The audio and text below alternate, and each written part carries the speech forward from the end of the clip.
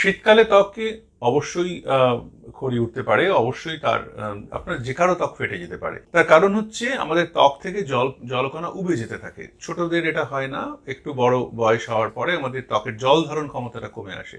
খুব সহজে এটাকে আটকানো যায়, সেটা হচ্ছে অলিভ অয়েল অথবা নারকেল তেল মাখুন। অলিভ অয়েল মাখলেই যে আপনার সামাজিক ভাবটা অনেক ওপরে উঠে যাবে তা আদৌ নয়। আমাদের দেশের সেই নারকেল তেল দিব্যি ভালো কাজ করে স্নানের আগে। স্নানের সময় যে সাংঘাতিক হার্শ কোনো সাবান লাগাতে হবে তার কোনো মানে নেই। কোনো আপনি লিকুইড সোপ ব্যবহার করতে পারেন, নাও ব্যবহার করতে পারেন। এবং স্নানের পর ওই ভিজে গা একটু শুকনো করে মুছে নেওয়ার পরে একটা ময়েশ্চারাইজার লাগিয়ে নিন। এইটুকুই। আগে নারকেল তেল অথবা অলিভ অয়েল, আর তারপরে আপনি একটা লিকুইড সোপ, এবং শেষে একটা ময়েশ্চারাইজার। স্কিনে এইটুকু যদি আপনি করেন, যদি না আপনার ল্যামেলার ইকথাইসিস থাকে, যদি না আপনার সোরিয়াসিস থাকে, আর যদি না আপনার কোনো জন্মগত দুরারোগ্য অসুখ থাকে, তাহলে কিন্তু দিব্যি ভালো থাকা যায়।